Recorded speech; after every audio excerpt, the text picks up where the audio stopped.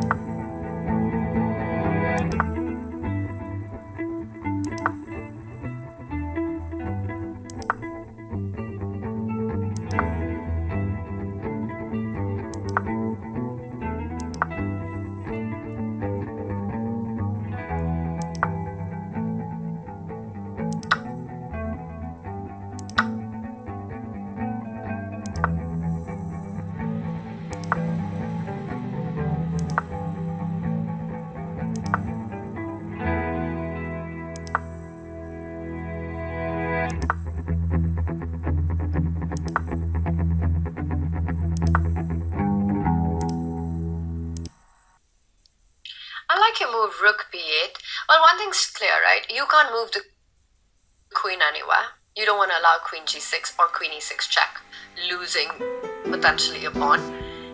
I don't know how much Anish wants to go back with the bishop. You trade and then you're losing the a7 pawn. Sure, there are counter chances with the c pawn moving forward, but do you really want to calculate all that? By the way, Anish, it looks like he's getting ready to make a move, but some hesitation there.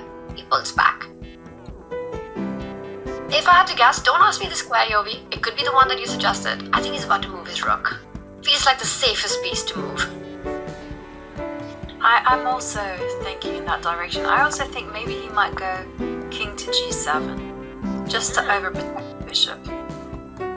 Also a very sensible approach. Just as long as the queen defends the a7 pawn, king g7. And you might be right. I think he's about to go for the king.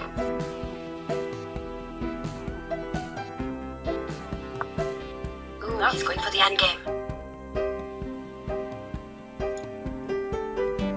And in fact, maybe, Ivanka, the endgame isn't a great idea. Queen takes queen, king takes queen. If Fabi gets greedy with rook takes pawn, suddenly c4 comes into play. I'll just quickly show that line on the board. Rook takes pawn, c4, knight to d4. Whoa, and c4 is not the best move. I thought this was the problem. But this just keeps things in balance, apparently. There's something stronger. Rook takes pawn. And he's made a decision. He's gone for queen to c2, so he doesn't enter any of those complications. He simply keeps the pressure on. What are the chances of this happening? Oh my god, and it's happening. Well, you called it, Tanya, and therefore it's your fault. Yes. Anish saying that he's happy with the draw, and there we have a handshake. And okay, two results. A draw between Fabiano Caruana and Anish Giri. Okay, Tanya, let's head to the bird's eye view and let's have a look at the other games.